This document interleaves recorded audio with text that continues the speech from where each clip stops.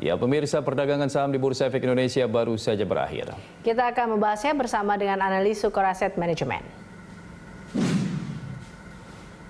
Dan untuk membahas bagaimana pergerakan IHSG sepanjang hari ini, kita telah bersama dengan Dimas Yusuf, Portfolio Manager Sukor Asset Management. Terima kasih Mas Dimas telah hadir bersama kami dalam closing market. Kita lihat IHSG hari ini kembali memerah, pelemahan udah agak deg-degan ya, takut di halt lagi ini karena udah sampai 4,42%.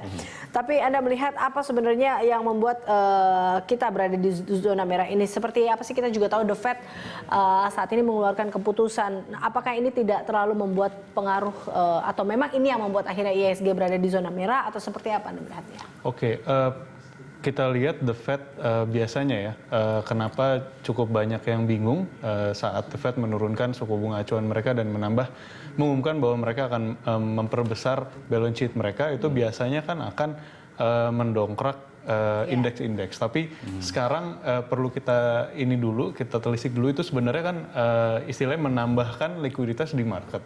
Tapi apakah masalahnya sekarang liquidity di market?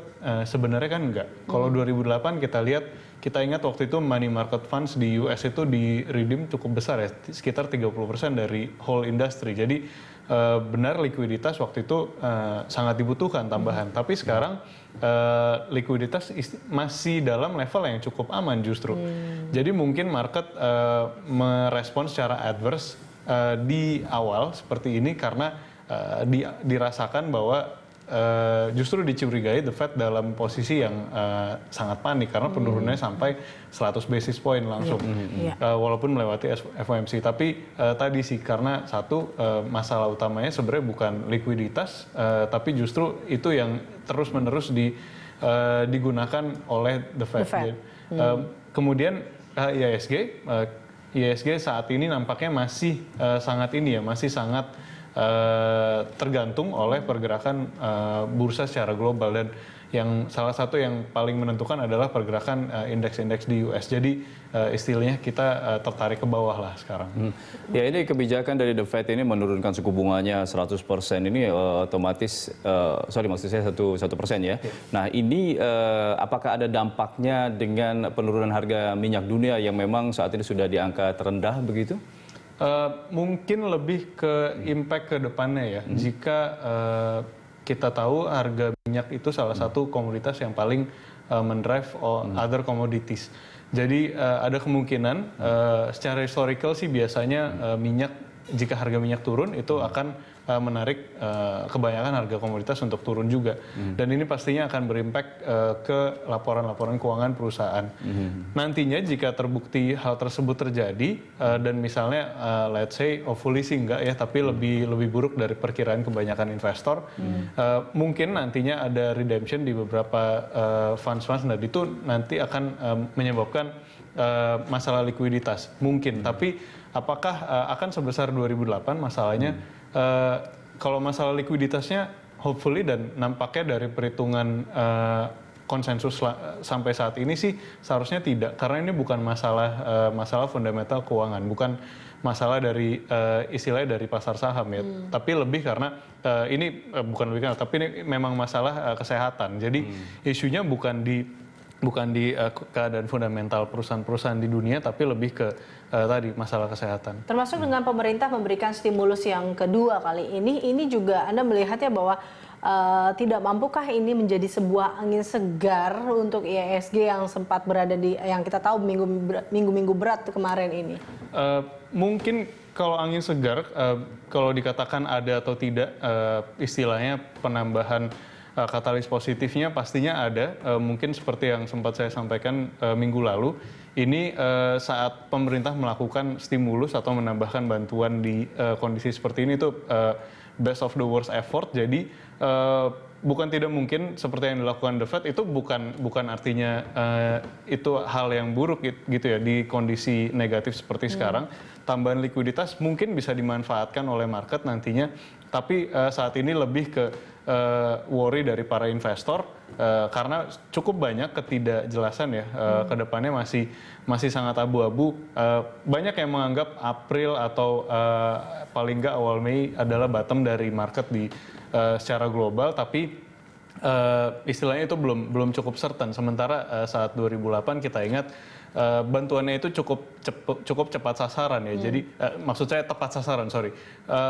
Masalahnya memang yang di solve adalah jadi kalau sekarang masalah kesehatan tapi di solve-nya dengan bantuan keuangan itu yang istilahnya membantu memang, tapi masih agak mismatch ya dengan masalah. Iya, dengan penurunan suku bunga The Fed ini, apakah perlu juga BI mengikuti kebijakan ini? Karena kita tahu setelah BI terakhir menurunkan suku bunganya, The Fed sudah 2 kali bahkan ini menurunkan suku bunganya. Apakah ini BI menurut pelaku pasar juga harus ikut menurunkan suku bunganya?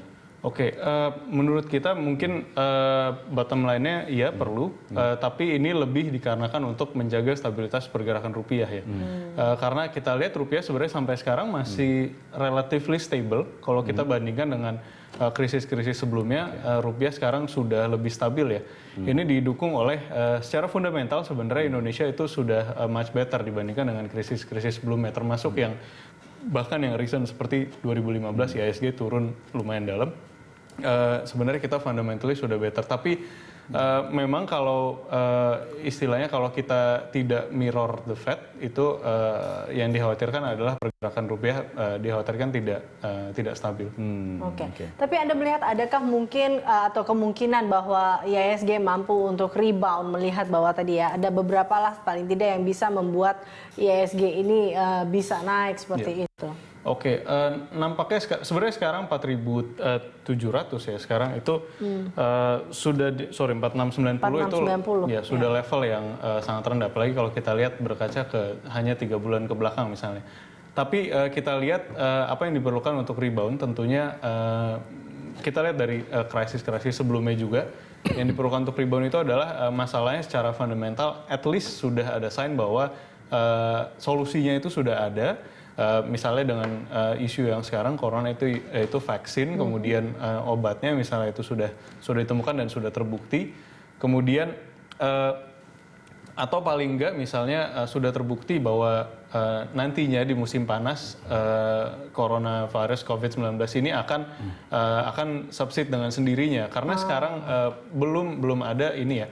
Belum ada keputusan yang definitif dari dunia medis bahwa misalnya di musim panas nanti akan istilahnya berhenti dengan sendiri ya, seperti SARS dan MERS. Tapi itu yang dikhawatirkan.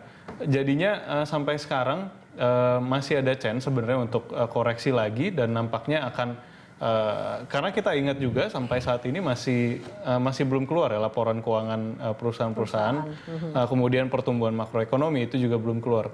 Dikhawatirkan, maksudnya kalau saya sampaikan nampaknya ini sudah mendekati bottom, tapi kita masih belum lihat data-data itu. Kalau worse than expected justru mungkin masih ada koreksi. Ya, Mas Dimas, kalau kita berkaca dengan Jumat lalu, ini kan IHSG sempat rebound ya, positif, dan ini sektor pertambangan disupport oleh DSSA, emiten dari DSSA yang bergerak di batu bara. Nah, apakah ini sektor-sektor seperti batu bara dan pertambangan ini bisa sebenarnya mensupport untuk IHSG agar tidak terjerembab terlalu dalam gitu?